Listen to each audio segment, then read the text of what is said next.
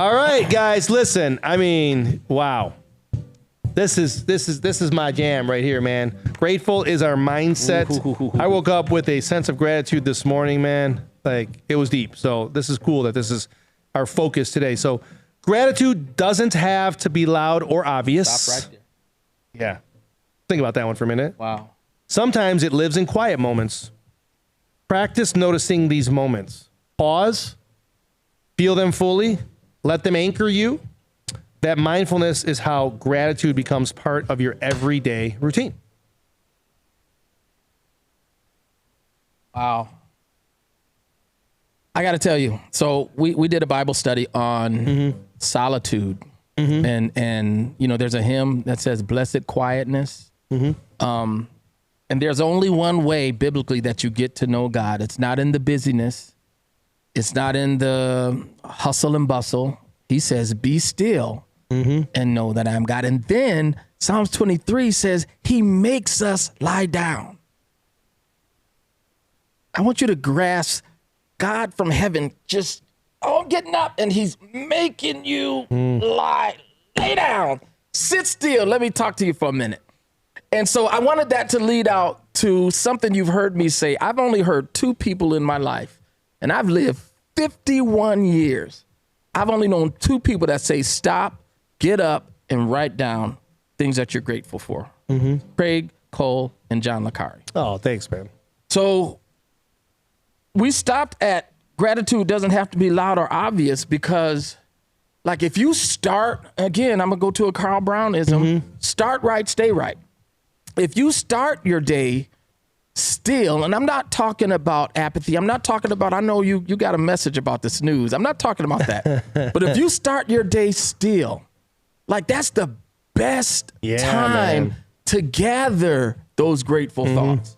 Like me, I wake up to the news. Like I got to have my Channel 4 Rhonda Walker. Me and her been, remember we got on the plane and I saw her going to Vegas? Me and Rhonda Walker been waking up together I love for Rhonda Walker, decades. By the way. And this morning, as this is part of my stillness. Like I'm not getting out to rush. Listen, there's stuff you need to pray for, not just to be grateful for. So I wake up and the Pope passed. Yeah. Man. Isn't that ironic? Like, isn't that how ironic it is that Easter weekend ended and then that happened? He went to do his mission and then that happened. Yeah. And so that's what you think. That's what I heard, right? So I'm like, that immediately caused me to be grateful, number one, that I have a mission in life. And grateful, number two, that I get to do that mission in life. Yeah. And grateful, number three, that I could just be grateful. Like I woke up. This is no slight on the Pope. Other people laid down last night and they didn't get up. Yeah, for sure. But you realize if you wake up still, if you wake up pause, if you wake up not rushing. I learned now, John Licari, why did I get into an accident with my Camaro? You weren't paying attention? Weren't paying attention. And that lead foot, that dang Gitley just talked to me today. He calls it the butthole lane, that lane that I go over right there on grass shit and just pass everybody up. I still do that. Gosh. But listen, I'm learning to slow down. I told him he might as well be 5-0 up there because I see him now and he's the police. But I'm learning to slow down. There's a blessedness in quietness, but we don't get it because our mind is always pew. Yeah, you know, it's funny because I was in that lane this morning. And I did pass someone in that lane, right? But I didn't pass them like obnoxiously. Not like me. I just accelerated kind of like normally because it was a big truck. You know what I'm saying? And there's no need to like be overly boisterous about it. You know what I'm saying? Like, okay, like there's a big truck, so I'm going to go in this lane and pass them. But it was just a normal pass. It doesn't have to be, you know, in your face, like loud, right? Like, I don't know. Anyway, I'm glad you're okay, by the way, because yes, so we learn in life, right? So Carl wasn't paying attention, got in a little fender bender. And I bet you pay attention now. I do. I do. And life will do that to us, right? We're supposed to learn from that. But, you know, this message, man, and I'm going to stick with kind of what you started with here with the silence thing, okay? Gratitude doesn't have to be loud or obvious. Sometimes it lives in quiet moments. So, you know, my church And so I'm Catholic, and so we go to mass, right? We have Catholic mass, and mass in the Catholic Church is pretty much like there's segments of it, and it's the same every single week, except for the homily. And it's the same all around the world, no matter what. So what's cool about when I travel is I find a Catholic church locally, and I go there and I know the mass because it's that's what Catholic means, universal, right? And so anyway, so the only thing that's sort of different in the Catholic Church from week to week in the mass is the homily, right? So we read the scripture, and then the priest does a homily, right? Now, there's some amazing moments to me as a practicing Catholic. There's some amazing moments to the Catholic Mass, right? But the most powerful moment in the whole entire 1 hour Mass, you know what it is? Silence? Yep. Wow. It's crazy. The homily is done. So like Father Steve is like my new favorite priest, where I go, and the homily's done. He goes and sits down, and there's 60 seconds of silence. Wow. Of reflection. Now, don't get me wrong. Listen, man, like, I'm going to be honest with you guys too. Like, I love me a good preacher. Yeah. Like, I get loud and stuff, right? Like, it's hard for me to, like, speak softly. I don't know. Like, I find myself hollering too. But, man, there's something about, like, this message. Let's break down this message. What does this mean? What was God trying to tell us? How can we learn from it? And then 60 seconds of just silence. And it's the most powerful silence ever. Yeah. Like, it's my favorite part. Yeah. Like, there's something there in that 60 seconds, right? And so, like, it goes back to what you're saying, right? Like, that blessed quietness, man. Like, I'm telling you, like, that's become my favorite part. Wow. Like, it's so cool, right? Because you're trying to learn, and you're listening, like, oh, what'd they say? And you hear a baby crying, and, you're trying to follow along so you don't miss anything. And, like, because we're into personal development, you actually even... You kind of digest it even more than you would if you weren't. And but that silence, man, whoa. That is epic. I'm telling you, like, I've never seen that done. Is awesome. Yeah. So, but again, I guess this rush of gratitude comes into me during that silence that if they moved on to the next thing, you wouldn't quite be able to process that, right? You're kind of like following along with them, right? And so anyway, I think that, life sometimes it's good for us to stop and yes, write down what you're grateful for, but sometimes you don't have to write it down. Maybe you're driving or something, right? And you're like, man, I'm just really grateful, for whatever it could be something small, right? And it just really kind of refocuses your lens for the day. Yeah. And next thing you know, you start seeing everything that you're grateful for because you started your day with everything that you're grateful for. Yeah. So, but yeah, that blessed quietness is a powerful thing, man. It really is. Can I make an appeal? Sure. I want to make an appeal to you. You that you're used to hustle and bustle. You go and go and go.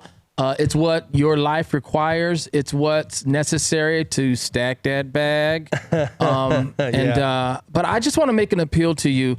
McDonald's had an old commercial slogan that said, "You deserve a break today." Take some time, settle yourself, still yourself.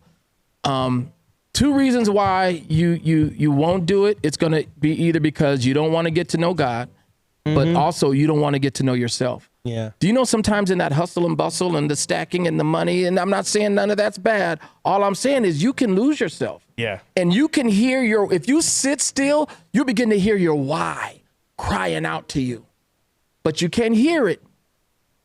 Always on the phone. You can't hear it. Always going here, going there. Quietness. How long does that take for you? A minute? 60 seconds. It seems like 6 minutes, by the way. 60 seconds is a long time, right? It's a long time. You got like 1,000 people sitting there for 60 seconds, just it's all quiet. Like, I can't imagine. It may be awkward at first, but the more you do it, this is necessary for sanity. I want you to hear me. This is necessary for your sanity. You don't want to burn out. You may run fast, but you won't run long unless you sit and be still. Yeah. I really love this message, and I love this reminder, right? Like I'm guilty of this. What I'm about to tell you guys, like I went through life my first, I'd say 40 years or so, just really kind of like trying to get everything done, multitasking, like being impressed with myself that I'm a triple multitasker. I can do 3-4 things at once. I can do this and get this accomplished and do that. And it's like, it took me really 40 years to realize like I can still get everything done if I just focus where I'm at. Because if I focus, if I'm in church, if I'm at TLC, if I'm at an event, if I'm exercising, if I'm trying to get caught up on emails, if I stay there, I can do that really, really well. And I still have time for everything. Yeah. Right. But it's like I can do it better when that's the only place that I am. Yeah. You know, and so like this thing here, like it can be a distraction sometimes and not allow you to be in the moment, right? So yesterday I had people over for about 8 hours. Wow. My family was over for 8 hours, and you know, I didn't add to my stories. I didn't catch up on my text messages. Yeah. I just kind of sort of was there with them. Yeah. You know, and honestly, a lot of it was instinctive. Like I didn't have to force myself to do that. I just was just really grateful for the conversations, for the togetherness, and you know, because everybody's busy, right? Yeah. So like my parents live 4 miles from me. I hadn't seen them in 2 weeks. Wow.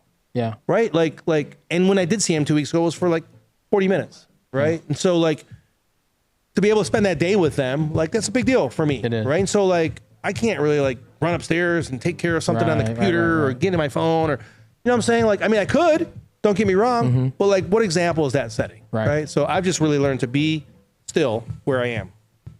You know what I'm saying? What you said, Dr. King said. Yeah. He was quoted as saying, I have so much to do today that I have to spend an extra 15 minutes on my knees. I like that. And so if I could take it back to the Pope, like I saw the Pope died. I was grateful for the message of Jesus going out. Yeah. And it also gave me something else to pray for. Me too. Billions of Catholics all around the world need prayer right now. Yeah, right? For sure. Their leader is gone. And so had I not stopped, you know, I'm glad that I make that a practice. I know some people say, don't get up watching news. It's only bad news. But that's stuff to pray for. That's stuff to pause and think. You can be grateful. Oh, it's not my house. I'm going to pray for them. But it wasn't my house that burnt up. So, you know, it's, yeah, man, like it's crazy because, you know, what do we read in the good book? Without leadership, the people shall perish, right? Well, that church is not going to have. Pray for you this morning. Thanks, man. The church doesn't have a supreme leader. Yeah. For probably about 45 days. Yeah. That's if they all agree. Yeah. Right? But I believe there's a 30-day mourning period of mourning, and so nothing can happen during that time other than mourning. And you know, and then that process will start. But you know, I wait for this. I follow this process. I'm not Catholic. Okay, so never been Catholic, but yeah. But my point is that's okay because you can be a leader in your own house. Yeah. Right, and that's where faith not only starts; it has to. Faith continues in the home. Yeah. Once someone in the home who is supposed to be the prophet of the home, who I believe I believe that's a father's duty. I do. I try to hold myself to that standard. I'm not perfect at it by any means, but like I believe you're supposed to be the prophet, protector, and the provider. And so I take on that challenge. Yeah. But again, if everybody kind of approached their faith that way, we'd be fine. Yeah. You know what I'm saying? Like because you can be the leader of your faith in your home. In your home. And when we get lazy about our faith, trust me, I'm human, man. I you know, and I venture into those areas as well sometimes. But when you get lazy with your faith, man, like don't be surprised when the family kind of falls apart because faith is what holds it together. Yep. You know what I'm saying? Yep. Like a lot of what ails families is because their faith kind of fell apart and their family kind of fell apart at the same time. Yeah. You know what I'm saying? And the faith, when things aren't going well, the faith will bring the family back together. Yes, sir. Right? You know, there's a scripture for that. You know how there's a song for everything? There's a scripture for that. Really? Unless the Lord builds the house, they labor in vain that build it. Man, I'm telling you, like we're slowly turning into like a podcast. I'm telling you, man, like we're slowly here. We're turning into kind of like a religious podcast, right? But you know, I think in principles of business and personal development, kind of like are all entrenched in the like. Honestly, like sometimes people will ask me, "Hey, what's the best personal development book?" Because I'll talk personal development. I'm like, you know, if you just start with the Bible, honestly, like start right there. There's some principles in there that will just bless you in every facet of life. Start right really, there. right? I mean, in the gym, in the office, in relationships, wherever, you know. Yeah. So, but hey, listen, we're grateful for you. We really, really are. We're grateful for your time. So grateful. Grateful for your attention this morning. And you know what I'm grateful for? The great things you're going to go do this week. Oh, God. In and out of the business. So, you know, if you can start some conversations, you know, that's a big deal for me. I would love for you to start some conversations and possibly expose some people to our products, kind of like the homework says. Try to, you know, be intentional with your growth this week. You know, listen to some good stuff, read some good stuff. 10 minutes a day, man, is all it takes. Start surrounding yourself and ingesting some good stuff. Yeah. because, you know, some of the stuff we're surrounded by, like you mentioned, the news, it's hard to watch the news, Yeah. you know? I did see that, you know, the Pope had passed this morning, so I kind of like clicked on it and I read about it a little bit. And so I learned everything I need to know, right? Like the Pope passed and I prayed too, right? Now, if I would have stayed there, I could have probably found a bunch of stuff, conspiracy theories, this, that, the other. I know that happened. I prayed about it. I'm aware of it, right? So I use the news to be aware of things, but I don't go down rabbit holes. Yeah. Right? Because here's what I know, and I tell my parents this all the time. My parents watch the news all the time because, you know, my dad's 95, my mom's 85. So what are they going to do? They watch the news, you know? And so they know every little bad thing that's happening. And every time they're like, are you going to be here this weekend? No, I'm going to, you know, wherever. I'll tell them where I'm going. Be careful. There's a lot of bad people. And I'm like, no, man, stop watching the news. There's a lot of good people out there. There's some bad people out there, okay? There's so many good people, man. I've been around the world, right? But my point in saying this, I've been telling my parents this lately. I'm like, Mom, Dad, can I ask you something? When was the last time you got done watching the news and you said to yourself, I feel so much better. I can't wait to watch the news again. That made me feel awesome. Yeah. Have you ever said that? I can't remember ever saying that. Yeah. Have you? Right? No, so think about that. How are we all addicted in our society to something that doesn't make us feel good? Yeah. Something that's scary. Like we're addicted to being scared. Right. We're addicted to being worried. We're addicted to it. It's nuts. Yeah. It's not pleasurable at all. Mine is and we are addicted to it. You're addicted to nuts. It's crazy to me, right? Yeah, we are addicted to nuts.